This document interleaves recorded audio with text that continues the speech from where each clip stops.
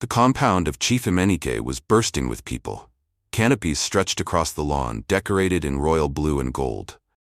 Today was special. His first son, Chike, was having his traditional wedding, and half of Enugu had come to witness it.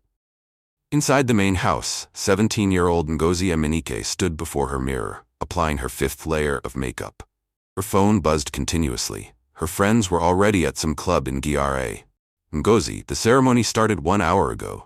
Her mother called from downstairs. "I'm coming," she shouted back, not moving an inch. Outside, Chief Emenike kept glancing at his watch. His only daughter was missing from the high table, and people were beginning to whisper. His wife kept making excuses. "She's not feeling well, she'll be here soon." But we both know that was a lie. 2 hours into the ceremony, Ngozi finally arrived. And oh, let me tell you what she wore to her brother's traditional wedding. A tight, short red dress that barely covered anything, dark sunglasses, and heels so high she could barely walk. The entire compound went silent. Her mother's face turned pale. Her father's jaw clenched. But Ngozi, she smiled and waved like she was walking a runway, her phone in one hand, recording herself for Instagram. "Ngozi, what are you wearing?" her mother whispered urgently when she finally reached the high table. "What? It's Versace, mummy. You people don't have fashion sense," she said loudly, plopping into her seat. The bride's family exchanged glances. The elders shook their heads. But the real Wahala was about to start. When it was time for the bride's family to present themselves, Ngozi was busy on her phone, laughing loudly at a TikTok video. Her mother tapped her. "Ngozi, keep your phone. Show some respect." "Respect for what?" "All these village people," she said, not whispering. The people beside them heard everything. Her brother Chike's eyes flashed with anger, but he stayed quiet. This was his day. Then came the worst part. An elderly man, Chief Okonkwo, her father's mentor and a titled chief in the community, stood up to give a blessing. Everyone stood in respect. Everyone except Ngozi. She sat there, scrolling through her phone. "Ngozi, stand up," her father whispered harshly. "I'm tired, Daddy. My legs are paining me." Chief Okonkwo paused mid-prayer, looking at her. The disrespect was glaring. When he finished, he walked toward their table. "My daughter," he said gently to Ngozi, "in our culture, when an elder speaks, the young ones—" "Uncle, please, I know my culture," Ngozi interrupted him. "You people should stop this backward mentality. We're in 2024, not 1924. The entire compound gasped. Chief Okonkwo, a man who had installed kings, stood there speechless. He looked at Chief Emenike with sad eyes, shook his head, and walked away. Chief Emenike wanted the ground to swallow him. But Ngozi wasn't done. When the bride's mother came to greet the groom's family, Ngozi looked at the woman's traditional outfit and laughed loudly. "Auntie, where did you buy this wrapper?" "Aba Market?" Her mother grabbed her arm. "Ngozi, stop it." "Stop what? I'm just saying the truth, nah. Look at how local they look. Chike, are you sure you want to marry into this family?" That was it. Videos were already recording. Phones were out. By the time the ceremony ended, WhatsApp was on fire. "Chief Emenike's daughter is out of control. See how she insulted the bride's family. Money without training, tufi aqua." Chief Emenike's phone began to ring. His business partners, his church members. Everyone had seen the videos. That night, his biggest investor called. "Chief, a man who cannot train his daughter cannot manage my company. I'm withdrawing from our deal." N$500 million. Gone. Because of one spoiled girl. The family meeting. "If you think this is just about one bad day, you're wrong. Let me take you back to show you how Ngozi became this monster." Ngozi was the only girl after 3 boys. Her mother had prayed for a daughter for years. When she finally came, they called her Ada, the precious daughter. And oh, they spoiled her rotten. At age 5, she slapped a maid. Her mother said, "She's just a child." At age 10, she destroyed her brother's school project out of jealousy. Her father bought him a new one and bought Ngozi a gift too, so she won't feel bad. At age 14, she was caught stealing money from her mother's purse. Her father said, if she needs money, why didn't she ask, and gave her an ATM card. At age 16, she failed WAEC completely. Her father said, "It's okay, we'll send you abroad." Every single time, they covered for her. They made excuses, they protected her from consequences. And now she had destroyed their family name on the same internet she loved so much. 3 days after the wedding disaster, Chief Emenike called a family meeting. Not just his wife and sons, he called his mother, his brothers, his sister Adaugo. Everyone. They gathered in the large sitting room. Ngozi was forced to attend, sitting with her arms crossed, looking bored. Chief Emenike stood up, and for the first time in his life, this powerful man looked broken. "I have failed," he said quietly. "I gave my daughter everything, money, education, comfort, but I did not give her what she needed most. I did not give her discipline." His wife was already crying. His mother, Mama Okafor, nodded slowly. "My son, I warned you. I told you that child needs correction, but you said, Mama, she's still young. Now look." Chike, the eldest son, stood up, angry. "Daddy, I'm sorry to say this, but Ngozi nearly ruined my marriage before it even started. My wife's family is still offended. Something has to be done. If it was a boy, you would have dealt with him by now." "She's not a boy," their mother started.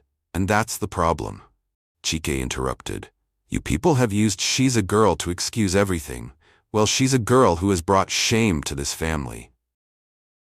Ngozi rolled her eyes. "Abeg, are you people done? I said I'm sorry already." "You're not sorry." Everyone turned to look at Auntie Adaugo. She had been quiet all this time, just watching. Auntie Adaugo was Chief Emenike's younger sister. She was 52 years old, a retired headmistress, and a widow who had raised 5 children alone, all of them now successful. She lived in a village in Suka, farming her land and living a simple life. She looked at Ngozi with eyes that had seen everything. "You're not sorry, Ngozi. You're upset that you got caught. You're annoyed that people are angry with you. But sorry? No, because if you were sorry, you would change. And you have not changed in 17 years. Ngozi looked away. Auntie Adaugo turned to her brother. "Emenike, this child is not wicked. She is spoiled. There is a difference. Wicked children know right from wrong and choose wrong. Spoiled children don't even know the difference anymore because nobody has taught them." "What should I do?" Chief Emenike asked desperately. "Boarding school?" "Boarding school?" Auntie Adaugo laughed. "So she can go and bribe the teachers with your money? So she can form her own gang there?" "No, my brother. Boarding school is for children who need structure. Ngozi needs to be broken and rebuilt." The room went silent. "Bring her to me," Auntie Adaugo said simply. "Give me 1 year, just 1 year in my village. If she does not change, disown her. But I promise you, the girl who comes back will not be the girl who leaves." "Village?" Ngozi jumped up. "Have you people gone mad? You want to send me to the village? To do what? Fetch water? Farm? Are you trying to kill me?" Her grandmother, Mama Okafor, spoke for the first time, her voice like iron.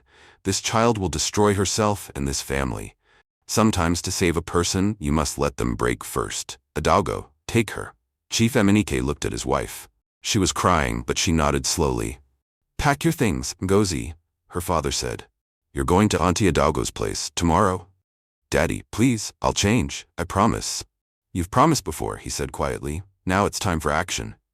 Ngozi screamed, she cried, she threatened, she locked herself in her room. But the next morning, her bags were packed anyway. The departure. The compound was full of neighbors pretending to sweep their porches but really watching the drama. Everyone had heard. Everyone knew where Ngozi was going. The family SUV was packed with her bags. Ngozi sat inside, crying and cursing. "You people are wicked. You want me to suffer. Daddy, you will regret this. Mummy, you're a terrible mother." Her mother was sobbing outside the car. Her father stood firm, but you could see his heart was breaking. Auntie Adaugo sat in the front seat, calm as water. And he said to her brother, "Don't call her. Don't send her extra money. Don't rescue her. If you interfere, this will not work. Do you trust me?" Chief Emenike swallowed hard. "I trust you." As the car pulled away, Ngozi screamed from the window, "I hate all of you. You'll see. When I come back, I'll show you." But Auntie Adaugo just smiled quietly and said something that Ngozi didn't hear. "Yes, my dear. When you come back, you will show us. But not in the way you think." The journey to the village took 4 hours. 4 hours of Ngozi crying, shouting, and insulting Auntie Adaugo, who said absolutely nothing in response. Finally, they arrived. When Ngozi saw the village, she thought she was in a Nollywood movie. Mud houses, red sand roads, children playing football with a plastic ball, women carrying water on their heads, goats walking freely in the streets. Where is this?" Ngozi whispered, horrified. "Home," Auntie Adaugo said. "You're home for the next 1 year." The car stopped in front of a small but neat compound. The house was painted yellow, but it was simple, nothing like the mansion Ngozi was used to.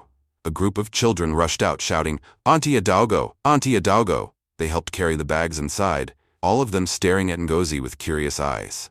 "This is Ngozi," Auntie Adalgo told them. "She's your new sister. Treat her well, but don't pamper her." Ngozi walked into the house like she was entering a prison. The sitting room was small, with old sofas and a small TV. The walls had pictures of Auntie Adalgo's late husband and her children. "Where is my room?" Ngozi asked with attitude. "Come." Auntie Adalgo led her to a small room with 2 bunk beds. 2 girls around age 12 and 14 were sitting there, reading. "These are my nieces, Chisum and Amara. They live with me. You 3 will share this room." "Share?" Ngozi exploded. "I can't share a room. I need my own space. You need to unpack," Auntie Adalgo said calmly. "Dinner is at 6 p.m. We wake up at 4:30 a.m. for morning prayers and chores. Your chore schedule is on the wall. See you at dinner." She left. Ngozi stood there looking at the tiny room, the small bed, the 2 village girls staring at her. "Welcome," Chisum said cheerfully. "Do you want to see the stream where we fetch water?" Ngozi burst into tears. This couldn't be happening. This couldn't be real. But oh my friend, it was very real. And tomorrow morning at 4:30 a.m., her new life would begin. The village shock day 1. "Ngozi, Ngozi, wake up." Someone was shaking her in the darkness. Ngozi opened her eyes, confused. It was still night. The room was pitch black. What time is it?" 4:30, Chisum whispered. "Morning prayers. We're late." 4:30? Ngozi pulled the blanket over her head. "Leave me alone. I'm sleeping." 2 minutes later, the blanket was yanked off by Auntie Adalgo herself. "In this house," she said, standing over Ngozi with a lantern because Nepa had taken light, "we start our day with God. Get up, now." Ngozi dragged herself up, cursing under her breath. They gathered in the small sitting room, Auntie Adalgo, the 2 girls, and Ngozi. They knelt down for prayers. 30 minutes of prayer. Ngozi's knees were screaming. She kept shifting, sighing loudly, checking a phone that was already at 15% battery and no electricity to charge it. When prayers finally ended, Auntie Adalgo announced, "Ngozi, your morning chore is to fetch water from the stream." "Stream? Yes, 4 jerry cans. Chisum will show you where." Ngozi laughed. "Auntie, I don't fetch water, just buy pure water nah. My daddy will send money." "Your daddy's money cannot quench thirst in this house," Auntie Adalgo said simply. "You want to drink water? You fetch it. You want to bathe? You fetch it. Simple. This is child abuse," Ngozi shouted. "Then report me," Auntie Adalgo said calmly, walking to the kitchen. Chisum handed Ngozi a jerry can. "Come, I'll show you." The stream was a 15-minute walk from the house, downhill going, uphill returning. Ngozi in her designer pajamas and slippers followed Chisum in the early morning darkness, surrounded by village women and children all carrying jerry cans on their heads. When they reached the stream, Ngozi saw clear, flowing water and women filling their containers. "It's actually clean," Ngozi admitted, surprised. "Yes, nah," Chisum said. "This is where we get our water. Fill your jerry can." Ngozi bent down, scooped water into the container, and nearly fell in. The jerry can was heavier than she thought. How do I carry this?" "On your head." Ngozi looked at Chisum like she had grown 2 heads. "Are you mad?" The village women nearby started laughing. One old woman said in Igbo, "Olain wada ah? She cannot even carry water? What do they teach them in the city?" Ngozi's face burned with embarrassment. Chisum tried to help her balance the jerry can on her head, but Ngozi couldn't walk 3 steps without it falling. After the 5th try, she gave up. "I'll carry it in my hand," she said stubbornly. The walk back uphill, carrying a 25-liter jerry can in her hand, nearly killed her. Her arms were shaking, her designer slippers broke, her back was screaming. When she finally reached the house, she dropped the jerry can and collapsed on the floor, sweating and crying. Auntie Adalgo looked at the single jerry can. "Where are the other 3? She asked. Ngozi looked up in horror. 3 more? Yes, 4 jerry cans every morning. That's your chore. You can rest small, then go back." "I cannot," Ngozi screamed. "This is wickedness. You people want to kill me." Auntie Adalgo didn't raise her voice. She simply said, "In this house, pride cannot buy you water. Your father's money cannot sweep this floor. You will learn that respect is not given because of wealth, it is earned through character." Now, get up and finish your chore. Breakfast is at 7 a.m. If you don't finish fetching water, you don't eat. Simple. And she walked away. Ngozi sat there on the floor, crying like a baby. For the first time in her life, her tears didn't move anybody. For the first time in her life, screaming didn't work. For the first time in her life, Ngozi was facing consequences. That first week was hell. Ngozi refused to work properly. She half-swept the compound. She burned the rice while cooking. She complained about everything: the food, the bed, the heat, the mosquitoes, the lack of electricity, the pit latrine. Oh, the horror of the pit latrine. Her phone died by day 3. No light to charge it. She cried over that phone like someone had died. "Auntie, please, can we go somewhere with light?" "My phone. We'll survive," Auntie Adago said. "You will not die without Instagram." By day 5, Ngozi tried to call her father using Auntie Adago's phone, begging him to come get her. Her father's response broke her. "Ngozi, I love you, but you need this. I'll see you in 1 year." And he cut the call. Ngozi threw the phone across the room. It didn't break, thank God, and screamed until her voice was hoarse. Week 2, the public humiliation.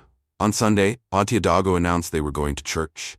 Ngozi wore her shortest dress, a red bodycon that she had smuggled in her bag. When Auntie Adago saw it, she didn't say a word. She just nodded. At church, a small village church with wooden benches and a zinc roof, Ngozi walked in like she was walking into a club. Heads turned. Whispers started. The pastor stopped mid-sermon.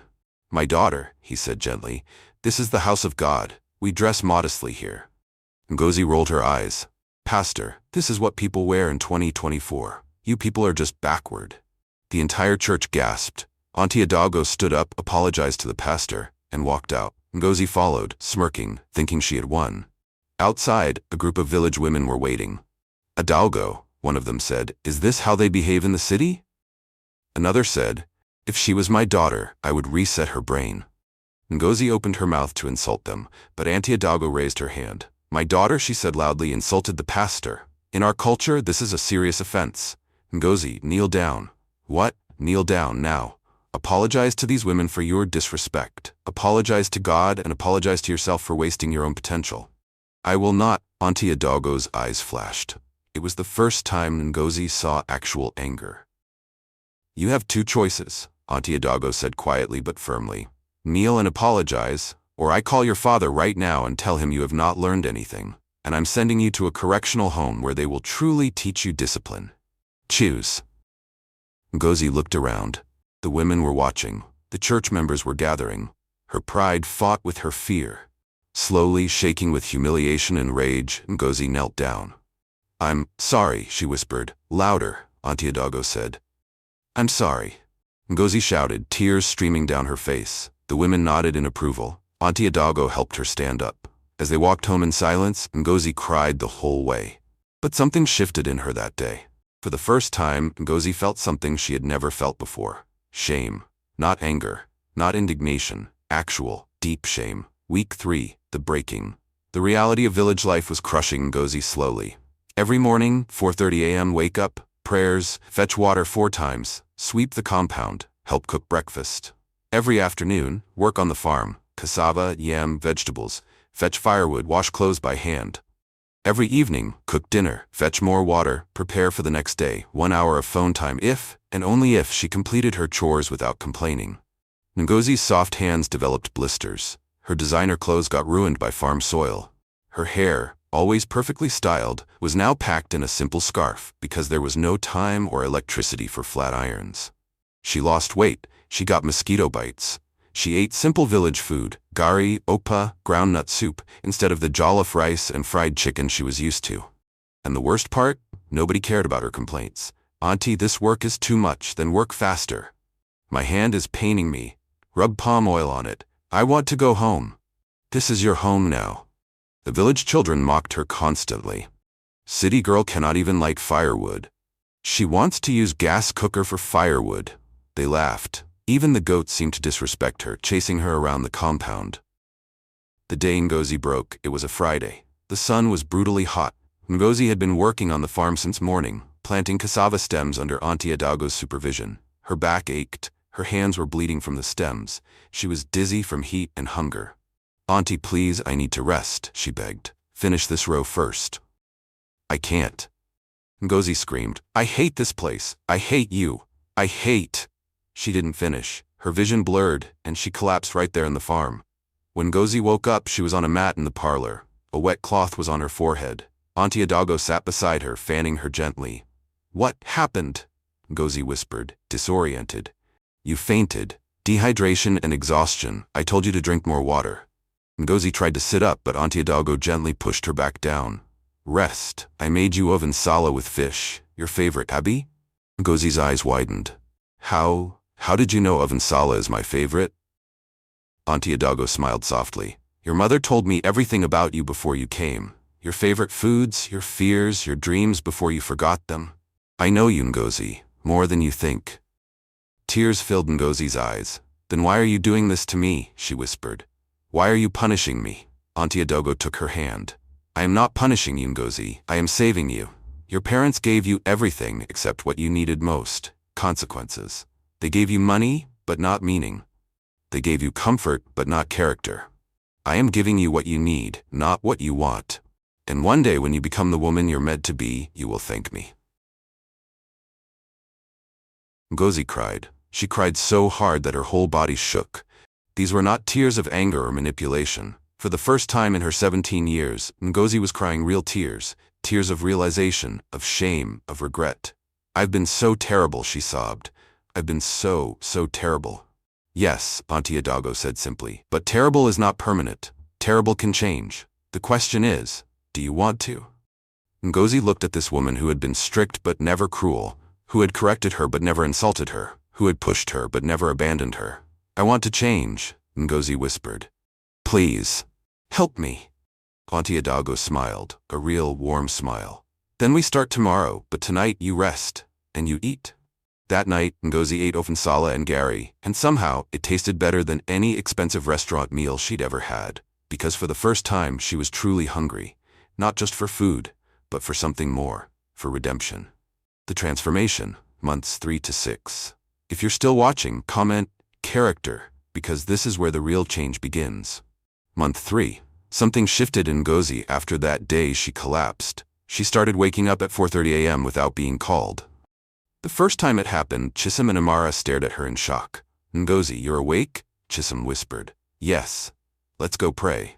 Auntie Adago said nothing, but Ngozi saw the small smile on her face. Fetching water became easier. Ngozi's arms got stronger. She learned to balance the jerry can on her head with a wrapper for padding. The village women who used to mock her now greeted her. Our city girl is learning. She learned to light firewood without crying about the smoke getting in her eyes. She learned to cook. Real cooking. Oha soup. Nsala. Of aku. Abacha. Ugba.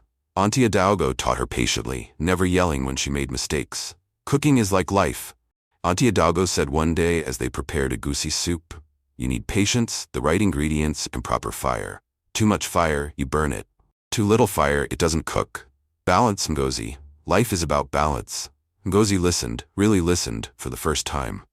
Month 4. The school one morning, Auntie Adago told Ngozi, get dressed, we're going somewhere. They walked to the village primary school, a small building with cracked walls and old wooden desks.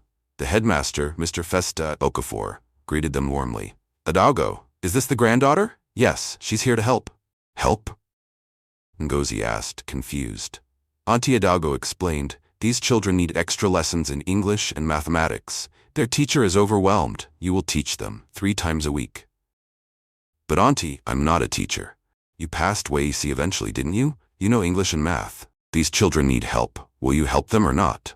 Ngozi looked at the classroom. About 30 children aged 6 to 12 stared at her with wide, hopeful eyes. Something stirred in her chest. I'll help, she said quietly.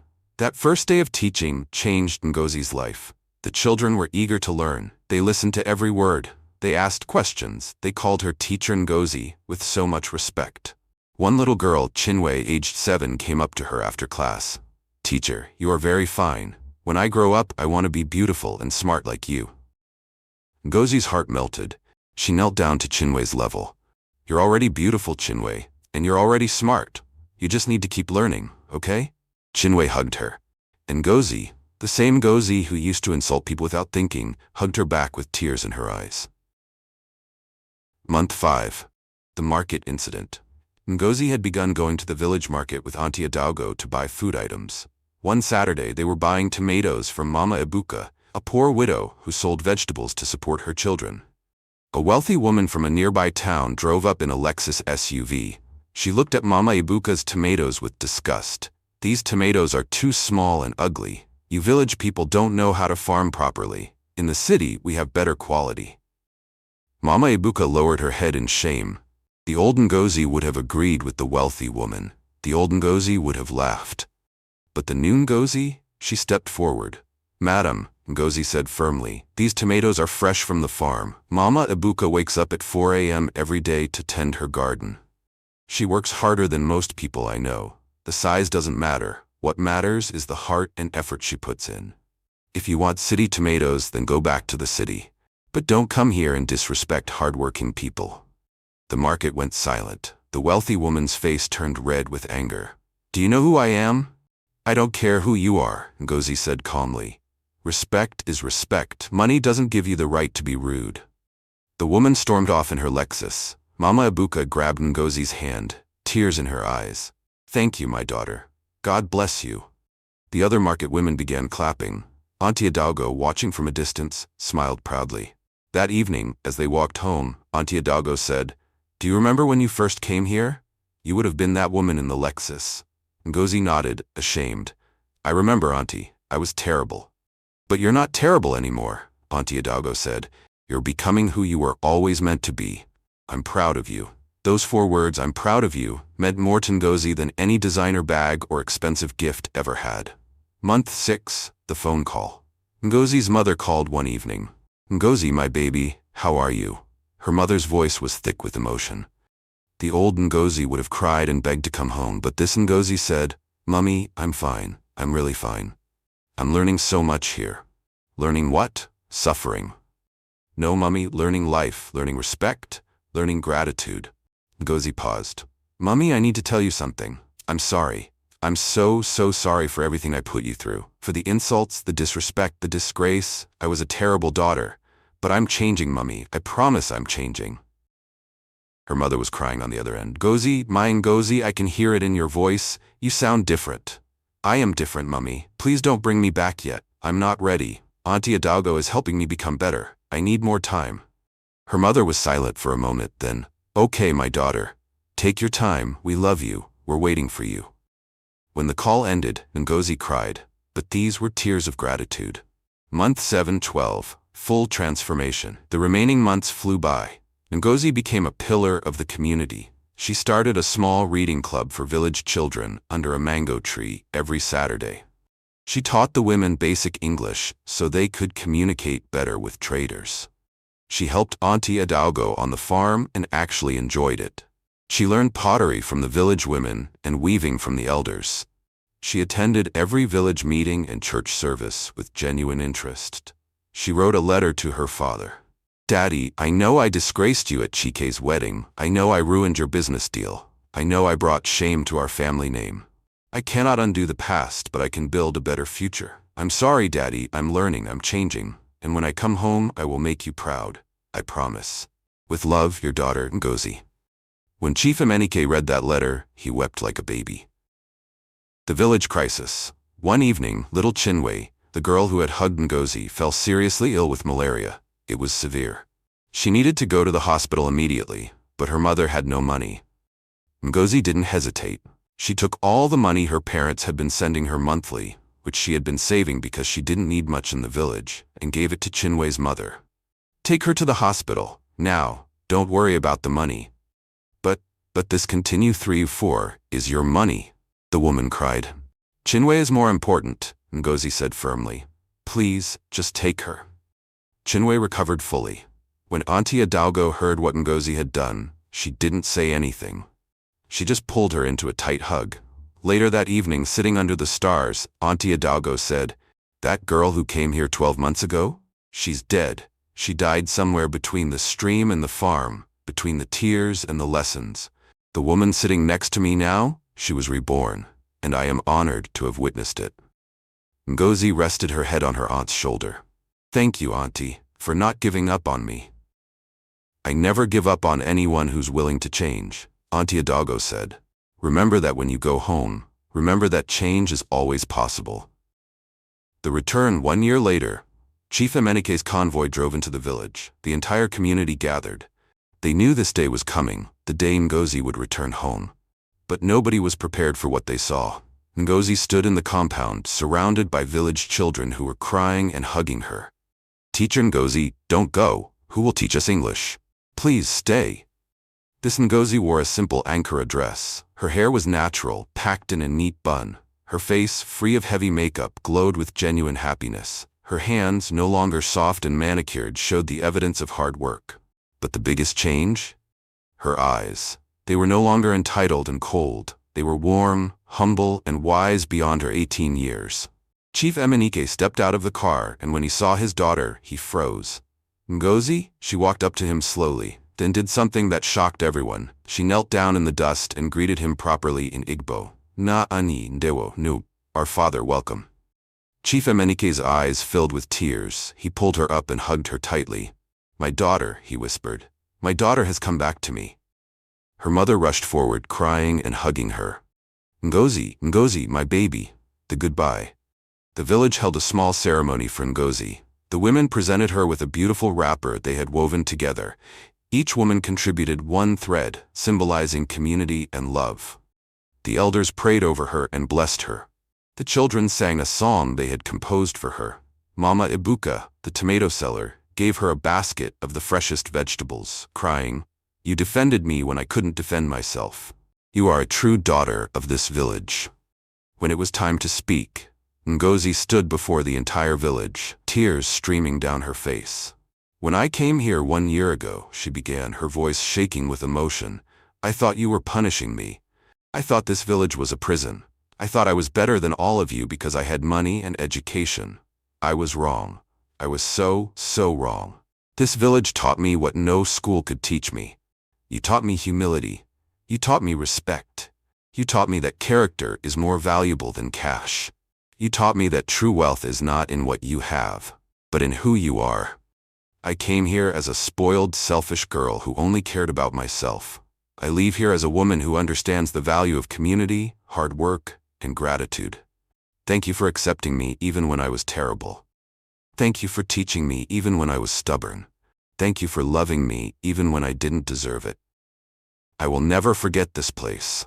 I will never forget you. And I promise that I will use everything you've taught me to become better and to help others. The village erupted in applause and ululation. Auntie Adago stood up and hugged Ngozi tightly. You came as a spoiled child, she whispered in Ngozi's ear. You leave as a woman of character. Go and make us proud. I will, Auntie. I promise I will. The homecoming. The mansion in Enugu felt strange to Ngozi. So big, so empty, so unnecessary. As she walked through the door, the house help, the same ones she used to insult, stood nervously. Ngozi walked up to each one of them and greeted them properly. Good afternoon, Auntie Patience. Good afternoon, Uncle Emeka. They stared at her in shock. Then she stopped in front of Joy, the maid she had slapped 2 years ago over poorly ironed clothes. Ngozi knelt down in front of her. Joy, I'm sorry. I'm so sorry for slapping you. I'm sorry for treating you like you were less than human. Please forgive me. Joy burst into tears and pulled Ngozi up. I forgive you, Ma. I forgive you. God has answered my prayers. That evening, the whole family gathered for dinner.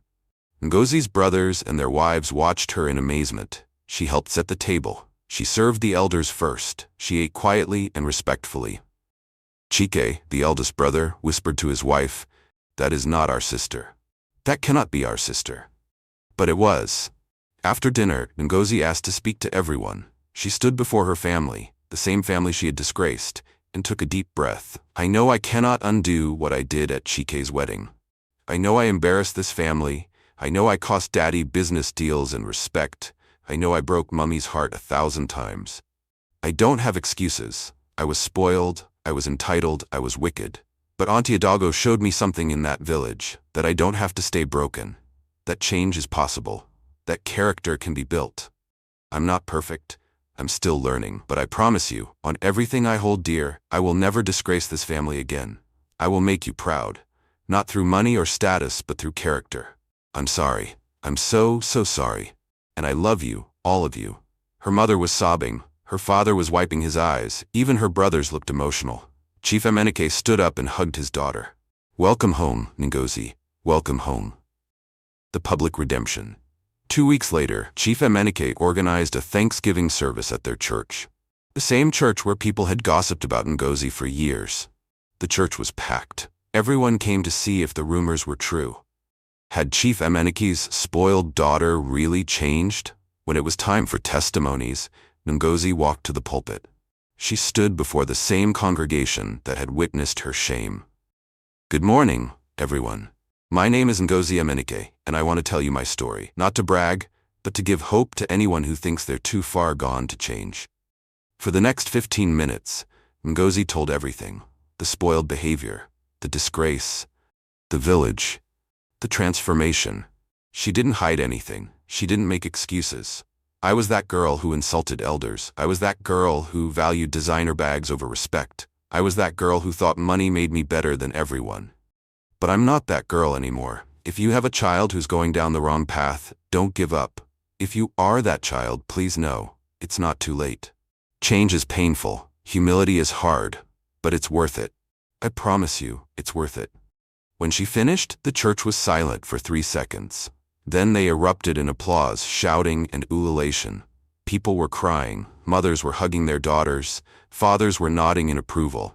Ngozi had done something rare. She had turned shame into testimony. 5 years later, Ngozi stood outside the University of Nigeria in Nsukka, wearing her graduation gown. First-class honors, Bachelor of Education. Her family was there, cheering loudly. But the loudest cheer came from a group of villagers who had traveled all the way from Auntie Adaugo's village. Mama Ibuka, the tomato seller, the children she had taught, now teenagers, the women who had woven her goodbye wrapper, and Auntie Adaugo standing proudly with her walking stick, smiling that knowing smile. After graduation, Ngozi launched the Second Chance Foundation, a scholarship program for village children who couldn't afford secondary school. The first beneficiaries, 20 children from Auntie Adaugo's village. Ngozi returned to the village every December to teach, volunteer, and give back. She became a motivational speaker, invited to schools and churches to share her story. Her Instagram, which used to be full of designer bags and club pictures, was now full of village children learning, testimonies of changed lives, and messages of hope. The final scene. One day, a wealthy man brought his 16-year-old daughter to Ngozi's office. The girl was rude, on her phone, rolling her eyes at everything. The father looked desperate. "Please, Ngozi, everyone says you can help. My daughter is out of control. She's exactly like I was," Ngozi finished gently. "I understand." She looked at the spoiled girl and saw herself 5 years ago. Ngozi smiled. "I know someone who can help. Her name is Auntie Adaugo. She doesn't preach change, she builds it. But I have to warn you, it won't be easy. It will be painful. Your daughter will hate you for a while. But if you're willing to let her break so she can be rebuilt, are you ready?" The father looked at his daughter, then back at Ngozi. "Yes, we're ready." Ngozi picked up her phone and called Auntie Adaugo. "Auntie, I have another one for you." Auntie Adaugo laughed on the other end. "Bring her. My village is ready." Some people think discipline is wickedness. But true wickedness is watching someone destroy themselves and doing nothing. Ngozi's family loved her enough to let her fall, so she could learn to stand properly. The girl who disgraced her family became the woman who honored them, not through wealth, but through character. Because at the end of the day, you can lose money, you can lose status, you can lose everything material. But character?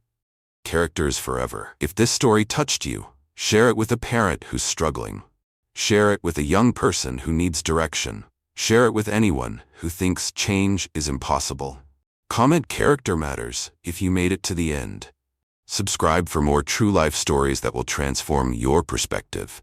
And remember, it's never too late to become who you were meant to be.